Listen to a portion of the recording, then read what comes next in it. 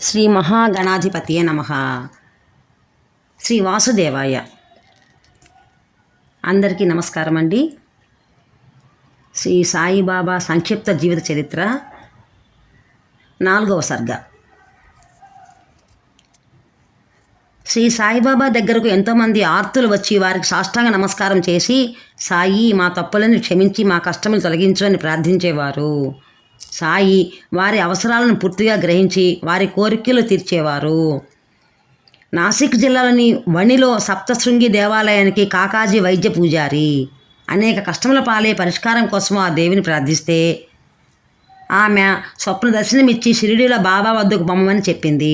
షిరిడి ఎలా వెళ్ళాలని ఆలోచిస్తూ ఉంటే దేవికి మొక్కు చెల్లించుకోవడానికి సాక్షాత్తు శ్రీ సాయిబాబా ఆదేశానుసారం షిరిడి నుంచి శ్యామ అనే భక్తుడు వచ్చాడు. ఇద్దరు కలిసి షిరిడి వెళ్ళారు. కాకాజీ బాబాను సర్వస్వ శరణాగతి వేడి శాంతి ఆనందాలు పొంది సాయి ఆశీస్సులతో ఇల్లు చేరారు. పంజాబీ రామ్లాలకు ఒక మహాత్ముడు స్వప్నంలో కనిపించి షిరిడి రమ్మని చెప్పాడు. షిరిడి ఎక్కడో ఆ మహాత్ముడు ఎవరో తెలియక వెతుక్కుంటుంటే ఒక దుకాణంలో ఆ మహాత్ముడి చిత్రపటం కనిపించింది. ఆయన షిరిడి సాయిబాబా అని షిరిడి చిరునామా కూడా అతడు చెప్పడంతో రామ్లాల్ సాయిని సందర్శించి జీవితాంతం సాయి సేవలో గడిపాడు. ఒకసారి కాకాసాహెబ్ దీక్షిత్తో రహతా వెళ్ళి కుషాల్ చంద్ను తీసుకుని రా అని చెప్పారు సాయిబాబా. అతను వెంటనే టాంగా తీసుకుని రహతా బయలుదేరాడు.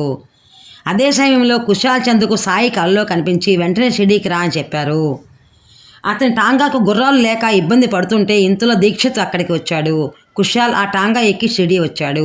ఒక జ్యోతిష్కుడు టెండూల్కర్ జాతకం ఒక సంవత్సరం బాగా లేదని పరీక్షల్లో తప్పుతామని చెప్తే సాయి జాతకాలను సాముద్రికాలను వాటి ఫలితాలను పట్టించుకోక నా మీద విశ్వాసం ఉంచి పరీక్షకు చదివితే అతను పాస్ అవుతాడని చెప్పారు.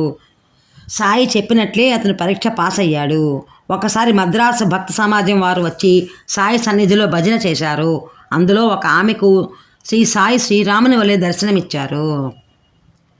అయితే ఆమె భర్తకు సాయిపై నమ్మకం కలగలేదు. ఆ రోజు రాత్రి అతడు పంజరంలో బంధింపబడి ఉంటే శ్రీ సాయి అతని విముక్తిని చేసి అతని గురువైన సమర్థ రామదాస స్వామి వారి దర్శనం ఇప్పించినట్లు కల వచ్చింది. దానితో అతనికి సాయిపై భక్తి విశ్వాసాలు అంకురించాయి. అల్లా మీకు కావలసినంత డబ్బు ఇస్తాడు అని ఆశీర్వదించారు సాయిబాబా.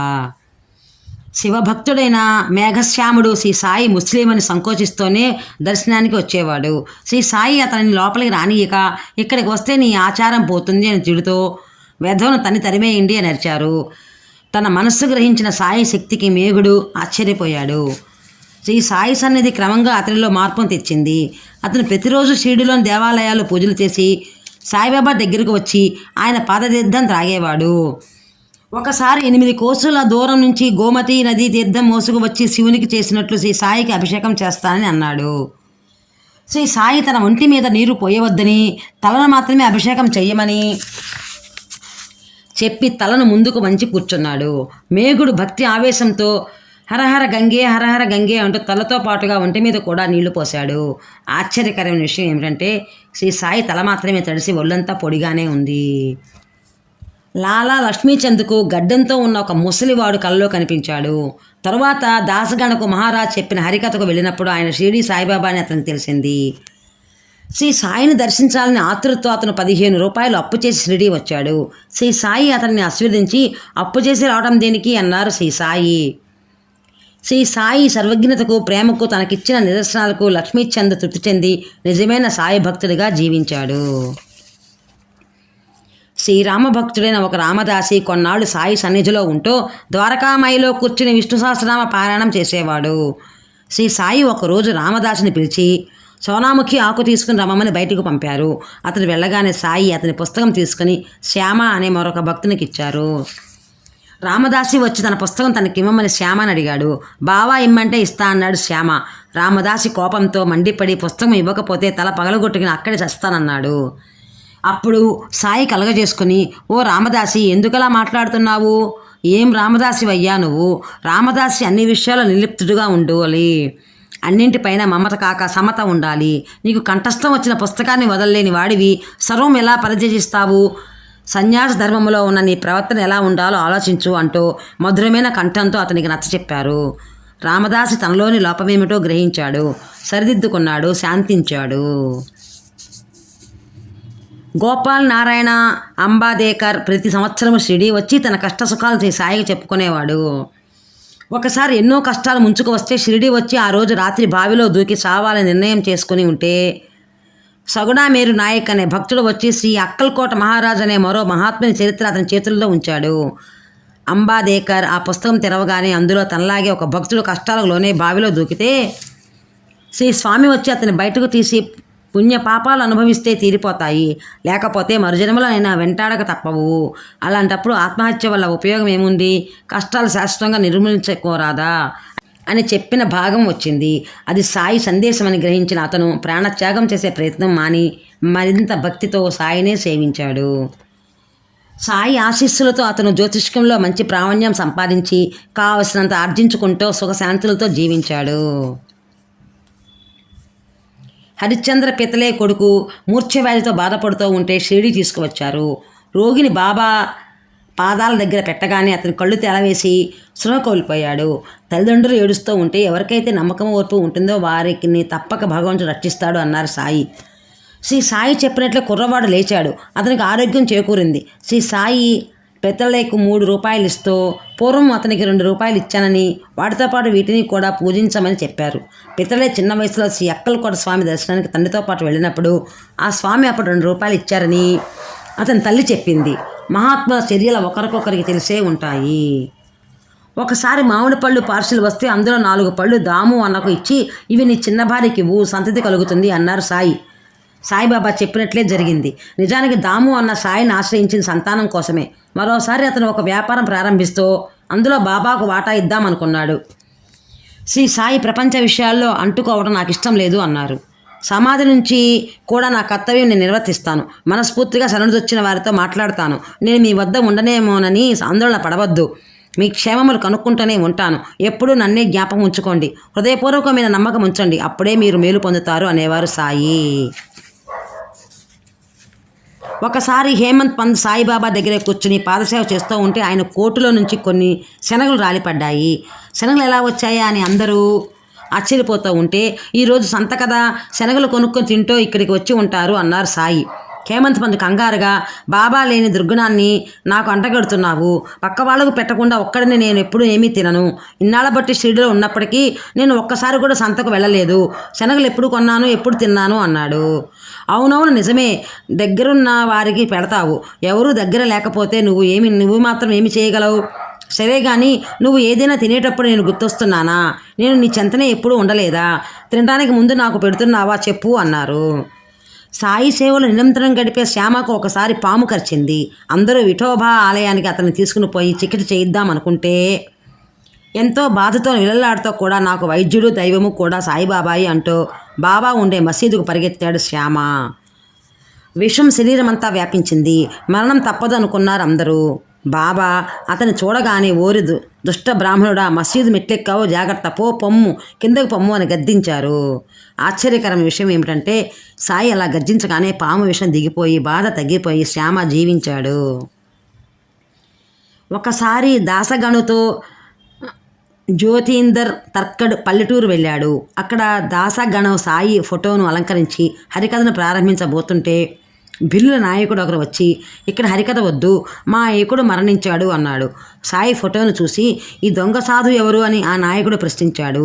గణు సాయిని గురించి చెప్తూ ఈయన దొంగ సాధువు కాదు, దుఃఖములు తొలగించడానికి అవతరించిన భగవంతుడు అన్నాడు కోపంగా. అయితే మా యువకుణ్ణి బతికించమను అన్నాడు కిల్ల నాయకుడు. వెంటనే దాసగణం ముందు వెనక ఆలోచించకుండా నా బాబా మీ కోరిక నెరవేరుస్తాడు అనేశాడు. ఆ తర్వాత ఏం చేయాలో తెలియక జ్యోతీందర్ వైపు బిక్కమొహంతో చూశాడు. జ్యోతీందర్, ఇది నువ్వు ఇచ్చిన అభయం కాదు, బాబా నీ చేతనే ఇప్పించారని సాయి రహం నజర్ కర్నా అను మనస్ఫూర్తిగా గానం చేయమన్నాడు. దాసగణు అలా చేయసాగాడు. మూర్ఛినిలో కదలిక వచ్చింది. కొద్దిసేపటికి జీవం వచ్చి లేచి కూర్చున్నాడు. ఆ కిల్లులు గణంతో షిరిడి వచ్చి సాయిని ఆరాధ్య దైవంగా కొలిచేవారు. ఊదిని రాసి మందుగా తీసుకున్న తర్వాత భయం ఎందుకు, భక్తి శ్రద్ధలతో ఊదిని తీసుకుంటే చాలు అని సాయి ఊదిని గురించి శ్యామతో చెప్పారు. శ్యామ మరదలు ప్లేగు వ్యాధితో బాధపడుతున్న సందర్భంలో సాయి చెప్పారు. ఊది మహత్యాన్ని గురించి సాయి స్వయంగా చెప్పిన అతి తక్కువ సందర్భాలలో ఇదొకటి. సాయిబాబాకు మనం భిక్ష ఇచ్చే అవకాశం లేదని బాధపడనక్కర్లేదు.